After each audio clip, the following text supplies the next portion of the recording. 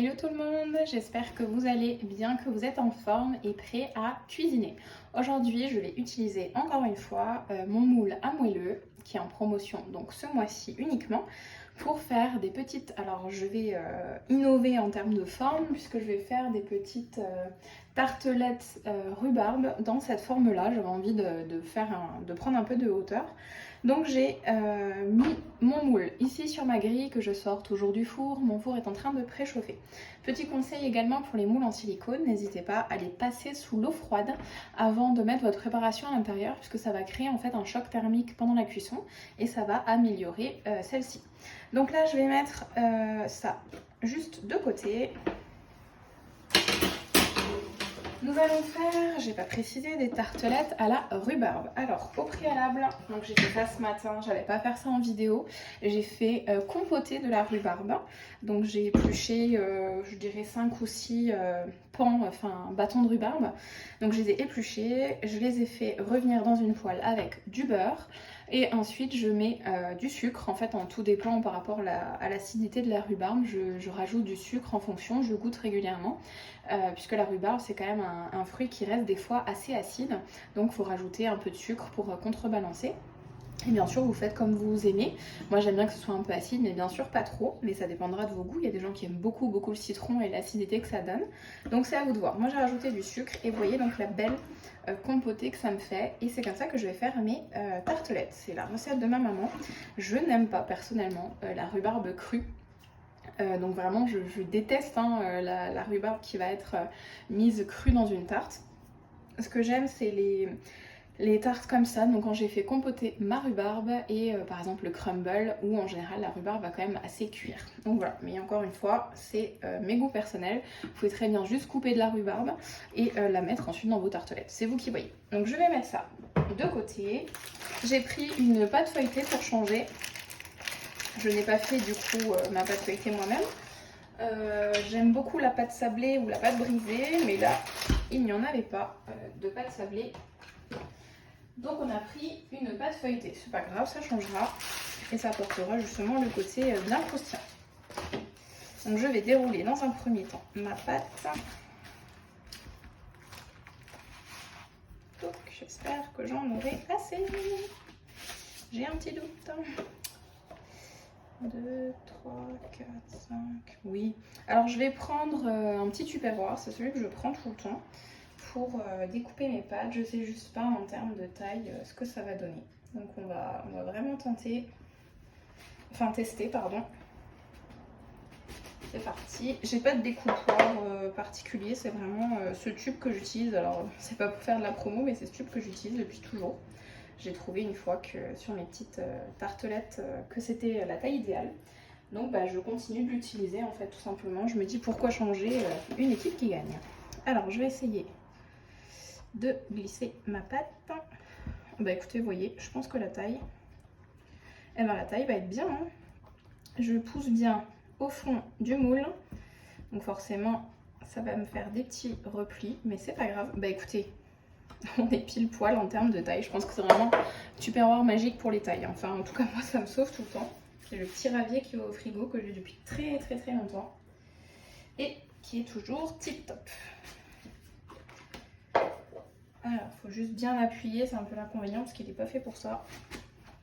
Et moi, j'aime bien détourner des fois l'utilisation des objets.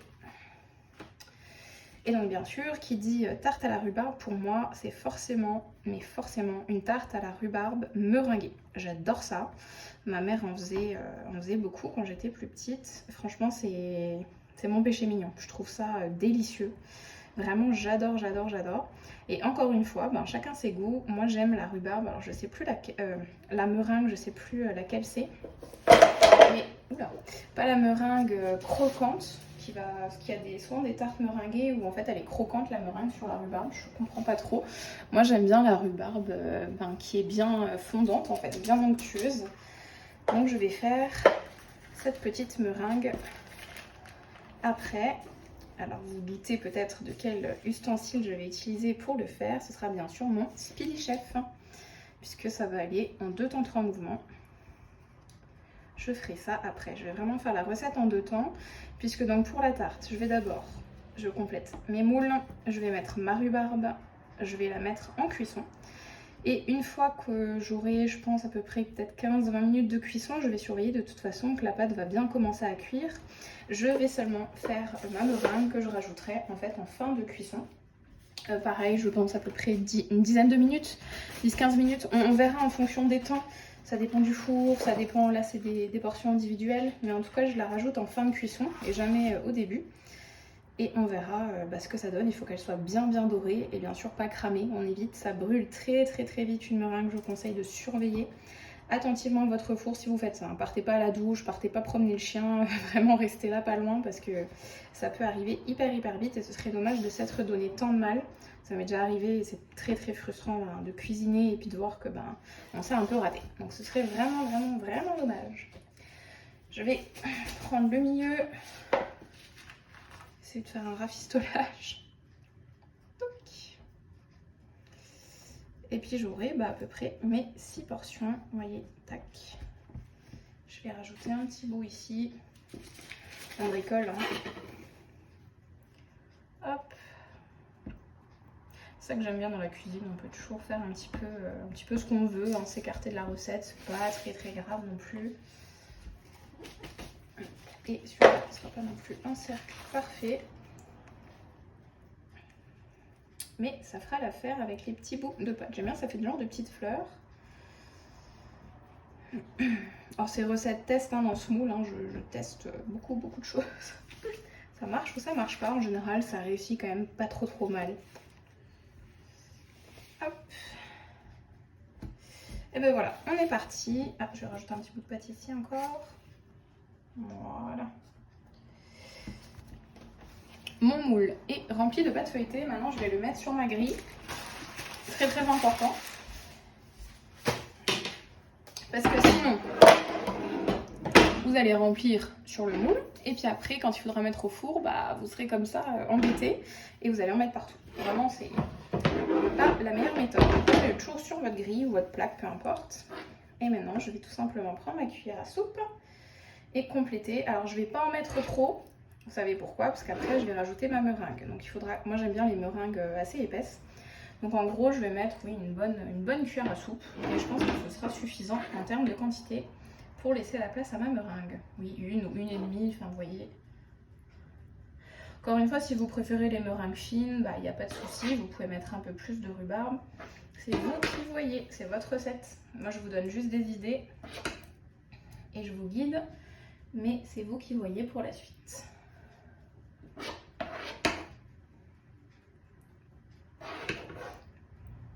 Si vous avez trop de rhubarbe, moi ça va être le cas clairement, c'est pas grave. Vous pouvez également faire des petites recettes très simples pour le dessert. Donc là il y a un peu de préparation en tartelette.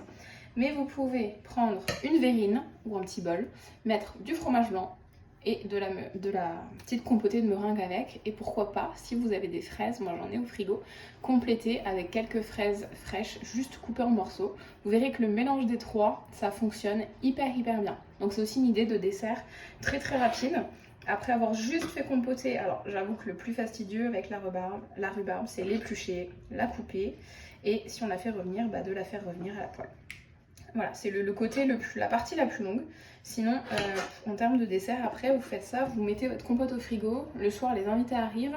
Vous sortez votre verrine, juste avant le dessert. Vous sortez votre verrine, fromage blanc nature, 0%, pas de sucre, rien. Fromage blanc, rhubarbe, ou alors rhubarbe, fromage blanc, coupez 2-3 fraises au-dessus et le tour est joué. Franchement, succès garanti. Si vous avez de la chantilly ou si vous voulez faire votre chantilly maison avec le Speedy Chef, c'est un jeu d'enfant, faites votre petite chantilly dessus. Moi j'aime pas ça, mais si vous aimez, vous en faites et ça vous fait un super dessert en 2 ou 3 mouvements. Et surtout un dessert d'été, mais hyper frais. Enfin moi je trouve ça au top du top. Alors, on s'écarte. C'est devenu très lourd tout ça, vous voyez, je fais ce que je vous dis de pas faire. Je vous montre mes petites tartelettes, voilà. Elles vont partir en cuisson, je pense à peu près une dizaine, 10-15 minutes. Et pendant ce temps, je vais tout préparer. Je reviens tout de suite pour la recette de la meringue. Alors ça y est, j'ai mes petites tartelettes qui sont au four. Là, on va partir sur la meringue. Alors je sais plus quel type de meringue c'est honnêtement. C'est en fait tout simplement 2 ingrédients. Ça va être des blancs d'œufs et du sucre glace. Alors je vais d'abord peser mon sucre glace qui est là, qui est déjà fait. sucre glace, tout simplement, c'est du sucre à mixer de façon très très rapide. Par exemple au Thermomix, si vous avez le Thermomix, je ne sais pas si dans nos extras, dans nos Supersonic Chopper ça marche, honnêtement, j'ai jamais testé. Et c'est moins cher que de l'acheter tout fait. Alors là, il me faudra 120 g de sucre glace et 2 blancs d'œufs. Alors, je vais peser mon sucre glace. J'ai même une idée. Bien de faire ça. Non, je sais pas si ça passe. Alors, 120 g de sucre glace.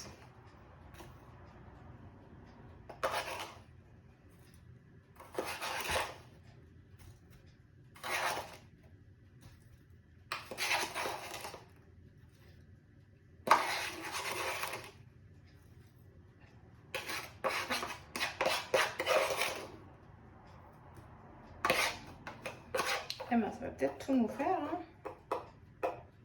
Bah, écoutez, 108 g, ce sera à peu près ce qu'il nous faut. Alors, je mets ça. Je vais bien... Faites qu'il soit vraiment bien en poudre. Pas que ça vous forme de grumeaux dans votre meringue. Ça reste vraiment très lisse, très onctueux. Vous voyez, prenez le dos d'une cuillère à soupe. Et ça marche très bien. Voilà, je pense qu'on est pas mal. Je vais garder ma cuillère. Je vais utiliser donc mon Speedy Chef. Alors, je vais utiliser mon 7 en 1 pour séparer mes jaunes de mes blancs. Je casse mon œuf avec le dos de ma spatule. Je la mets sur le tube. Je l'ouvre doucement. Comme ça, le jaune va se caler sur mon séparateur. Vous voyez, et j'aurai juste à lever un petit peu, voilà, et mon jaune est séparé. Donc vous pouvez le mettre dans un petit ramequin pour le garder pour une autre préparation.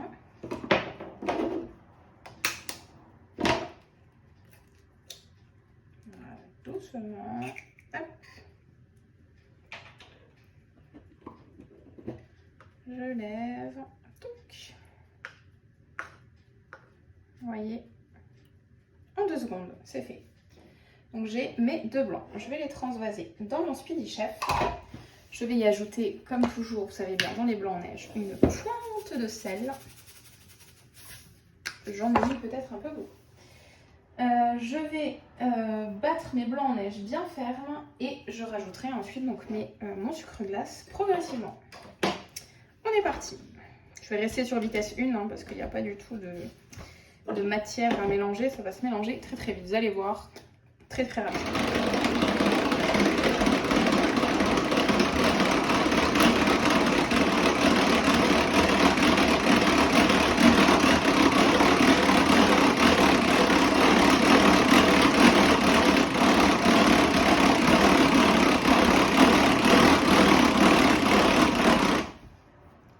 Bah, vous savez quoi? C'est déjà bon. Vous voyez la rapidité de cet outil. Je trouve ça formidable. Alors, je vais rajouter mon sucre glace progressivement et je vais continuer de mélanger.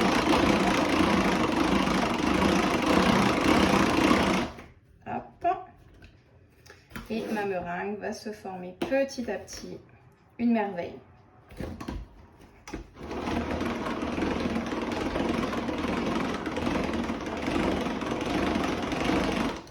Alors, si jamais vous sentez que ça devient un peu dur, et ben vous passez en vitesse 2. Tout simplement. Regardez-moi ça. Alors, on dit souvent qu'il faut caler le bec, le fameux bec. Ben, vous voyez, le bec, il est là. Donc, on arrive avec cet outil qui remplace clairement un robot pâtissier.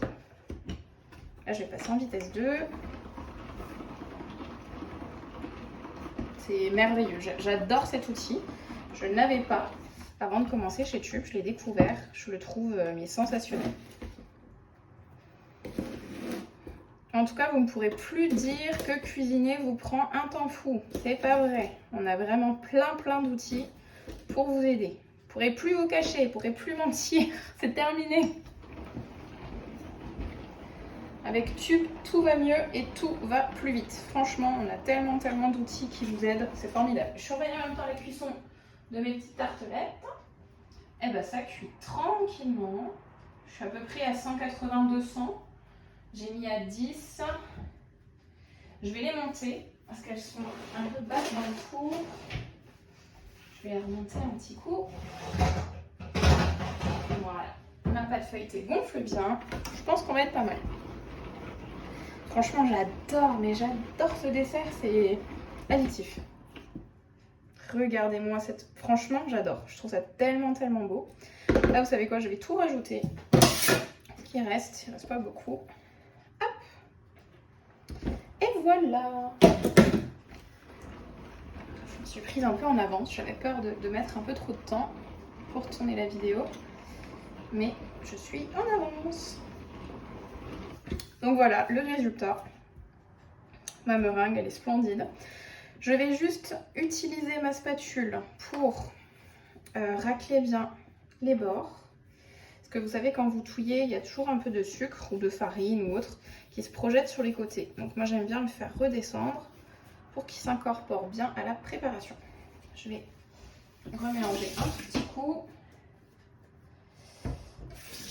Et puis ce sera bon. Franchement, recette hyper rapide. Je vous disais, ce qui prend le plus de temps, c'est la meringue, la rhubarbe, pardon.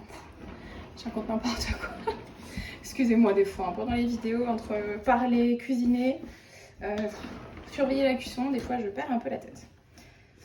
Donc voilà, donc la poignée s'enlève, hein, j'ai déjà présenté le produit. Voilà, ma meringue qui est parfaite. Franchement, j'espère que vous la voyez. Elle est lisse, elle est brillante, franchement. Elle est sucrée comme il faut. Parfait, alors je vais la mettre au frigo en attendant que mes petites tartelettes cuisent et j'espère qu'elles vont cuire assez vite. Comme ça, je vais pouvoir les rajouter très très vite. Ouais, je pense que dans 5 petites minutes, ça devrait être pas mal.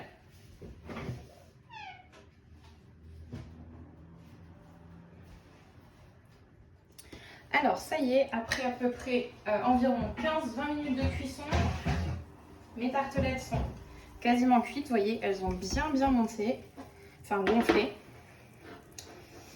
Et je vais pouvoir donc disposer ma meringue dessus. Vous voyez, j'ai même déjà un peu trop rempli. Bon, c'est pas grave, hein, on va faire au mieux. Je vais racler, hop, ce qui dépasse, vous voyez, de mes fouets.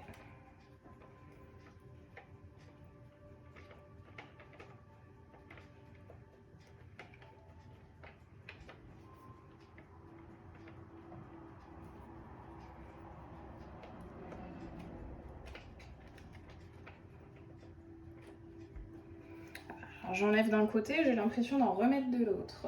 Je vais prendre ma deuxième petite spatule, la fine, je les utilise tout le temps ensemble. Parce que sinon j'ai l'impression que je m'en sors pas. Vous voyez, hop, on essuie d'un côté, il y en a de nouveau de l'autre. Tac, je vais peut-être prendre la fine.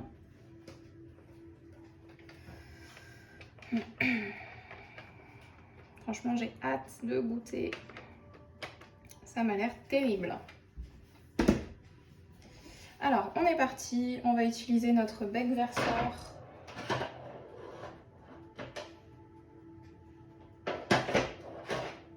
Enfin, le bec verseur du Speedy Chef qui est juste ici, qui va nous permettre de verser, de venir verser délicatement. Donc, quoique, vous voyez, là, j'en ai mis sur la spatule. Vous pouvez bien sûr utiliser la poche à douille. Là, je voyais vraiment, mais alors vraiment pas l'intérêt de salir ma poche à douille. Je fais ça comme ça. Et ce sera très bien, je pense. J'essaye de bien la disposer. Faites au mieux, hein, comme d'hab, hein, je dis, mais voilà, vous pouvez dépasser sur la pâte, c'est pas grave. On va essayer de bien la lisser après, avec justement la deuxième spatule. Ou pourquoi pas même avec la spatule à crêpes, ce sera peut-être mieux, qui va pas adhérer en fait à la meringue et qui va permettre de passer un petit coup dessus, pouf, ni vu ni connu.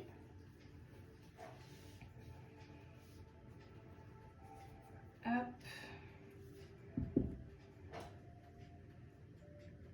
Vous voyez qu'en cuisine on essaye d'être propre, mais on en met quand même toujours un peu partout, hein. C'est le lot. Il n'y a que ceux qui ne font rien, qui salissent pas et qui font pas de bêtises, hein. C'est ce que je dis tout le temps. Ça me donne faim, mais si vous saviez comment.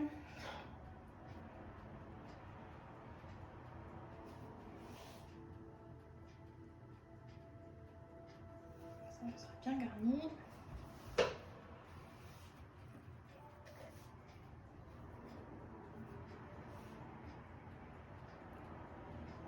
Surtout ne vous brûlez pas, hein, ne touchez pas la plaque. Alors, on va essayer d'améliorer un peu tout ça.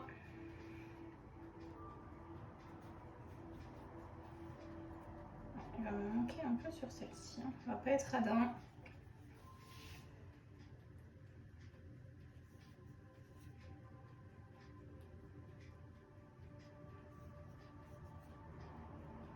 J'aime bien avoir une bonne meringue.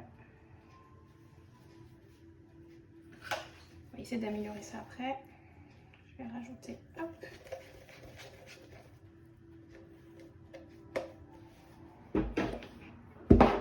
On évite de poser le Speedy Chef sur la grille chaude aussi, n'est-ce pas Megan?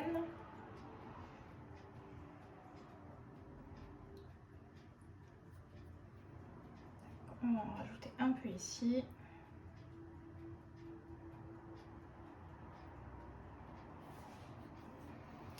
Et encore un petit peu par là. Voilà, comme ça. Je vais prendre ma spatule à crêpes, qui est donc idéale pour les crêpes.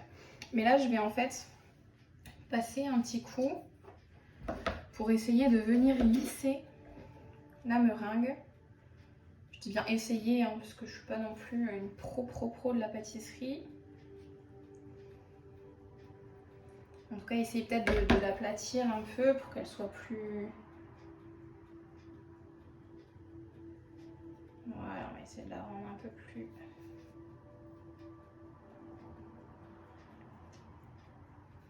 Voilà, ça fait un peu plus droit, un peu plus pro. Enfin, c'est pas grave si ça fait une montagne, hein, au moins ça fera plus de meringue. Eh ben écoutez, on est pas mal. Eh ben ça va repartir en cuisson pour une petite dizaine de minutes. Vous pouvez utiliser le mode grill si vous voulez. Je le déconseille un peu parce que ça va très vite et je voudrais vraiment pas que vous brûliez vos magnifiques meringues. Voilà, elle est plus très chaude, je vous montre. Je trouve qu'on n'est pas trop mal. J'ai hâte de voir les résultats. Alors, je vous montre le résultat après une dizaine de minutes de cuisson. Vous voyez que les meringues ont super bien monté, elles sont tip top. Maintenant, ce que je vais faire, c'est que je vais éteindre mon four et je vais les laisser pendant environ une trentaine de minutes. Comme ça, ma meringue sera normalement croustillante sur le dessus et toujours moelleuse à l'intérieur.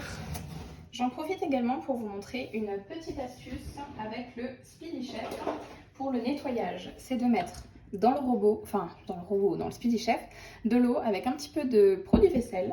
Comme ça, vous allez pouvoir, le pré-nettoyer une première fois. Comme des fois, il y a certaines pâtes ou autres qui peuvent vite coller. Donc, vous mettez le Speedy et vous allez tourner tout simplement.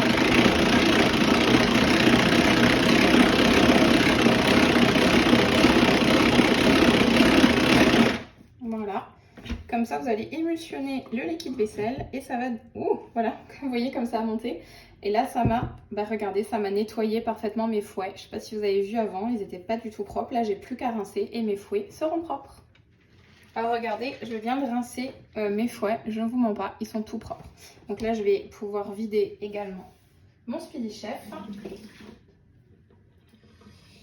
Et il reste quasiment que de la mousse parce que je sais que des fois on a des pâtes qui vont coller surtout au fouet. Donc essayez de faire ça tout de suite après, je le fais pas assez souvent pour éviter que ça colle et que vous passiez des heures après dans l'évier à gratter vos fouets, c'est un petit peu dommage. Donc voilà, la petite astuce du jour pour le Speedy Chef.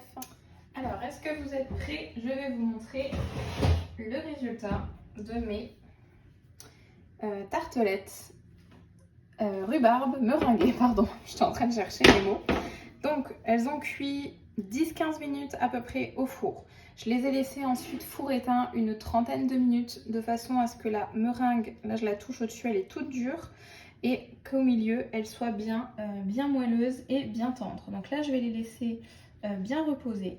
C'est encore très très chaud en dessous, même si j'avais éteint le four, donc je vais les laisser reposer avant de procéder au démoulage. J'espère, comme certains ont un peu dépassé, que le démoulage ne sera pas trop catastrophique. Voilà, je vous montrerai ça bien sûr après en vidéo. On croisera les doigts pour celles qui ont un peu débordé. J'espère que ça va le faire. On essaiera de faire ça délicatement. En tout cas, on va laisser refroidir. Ne vous hâtez pas quand vous sortez vos préparations du four. Laissez-leur le temps de vivre. Laissez-les tranquilles, laissez-les respirer. Vous n'aurez que plus de facilité à les démouler ensuite. Donc on se retrouvera juste après pour le verdict du démoulage. Donc on se retrouve pour tenter le démoulage de nos tartelettes. Elles sont encore un tout petit peu tièdes, mais je les ai bien laissées reposer. Donc on voit effectivement, hein, tout dépend de la meringue, il y en a des plus jolies que d'autres. Je suis un peu déçue peut-être, après ça a débordé aussi. Donc je pense que ça joue pas mal, mais en tout cas on va essayer de démouler ça. Je sais pas trop comment faire, je vous avoue. Bon, ne vous moquez pas si vous voyez que j'ai un peu de mal. Je voudrais essayer de les sortir. Alors je vais tenter de prendre, voilà, prendre par en dessous. Voilà, hop. Et de choper la pâte feuilletée. Bon, de toute façon, oui, en fait la meringue s'en va. Regardez, la meringue, là, ça fait comme un chapeau. Je vais pas trop la tripoter, mais voilà, j'arrive à l'enlever. Donc bon, au moins, elle est dessus. Donc en fait, oui, j'appuie en dessous pour faire sortir la pâte et j'essaye de choper sur les côtés. Bon. En fait, ce qui est bien avec ces moules, vous voyez, c'est qu'ils se retournent. Donc, on peut totalement appuyer dessus sans risque. Oh, j'ai gratiné la meringue avec mon ongle. Voilà, sans risque que ça abîme le moule. C'est tout à fait conçu pour. Pour les glaces, notre collègue le retourne en fait carrément. Donc, c'est plus simple. Le but, c'est vraiment d'essayer de garder la meringue. Hop. Voilà. Allez, plus que deux. Ça va, c'est pas si terrible que ça. Je pense que celle-là va être un peu... Vous voyez, je l'ai gardée en dernier, la plus moche, parce que ça va être la plus compliquée, je le sens.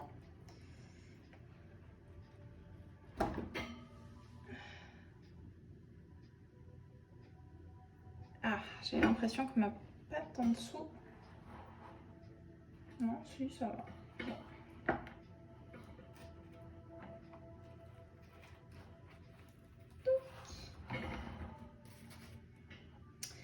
Et voilà, donc je vous montre le résultat de mes petites tartelettes rhubarbe meringuées. J'ai hâte de déguster, à bientôt. Alors je refais juste un petit point, effectivement mes tartelettes n'étaient pas assez cuites en dessous, je l'ai vu quand je les ai démoulées que dans le fond c'était pas tip top. En fait l'explication c'est que je les ai mises au four à peu près 15 à 20 minutes, alors que la pâte feuilletée nécessite normalement 30 à 35 minutes de cuisson. Donc là je les ai remis, alors comme les meringues, vous avez vu que j'avais réussi à les enlever, je les ai remises en cuisson, donc elles vont un peu plus dorer et j'ai mis surtout la chaleur vers le bas parce que c'était le bas qui manquait de cuisson.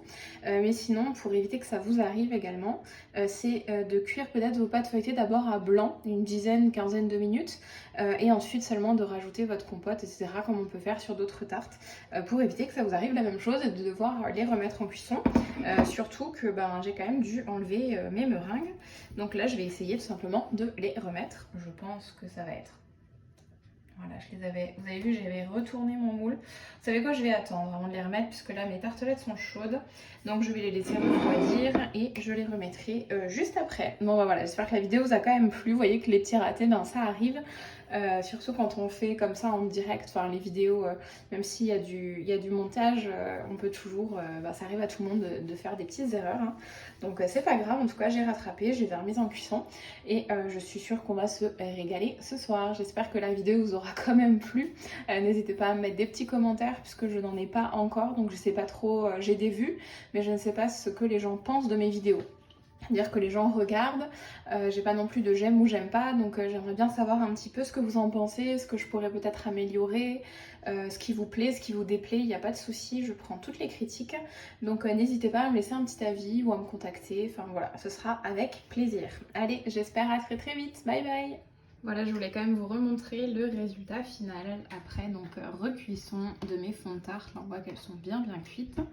Voilà le résultat, je suis vraiment super contente, je trouve ça super sympa et je doute pas que ce sera hyper bon. Bonne dégustation!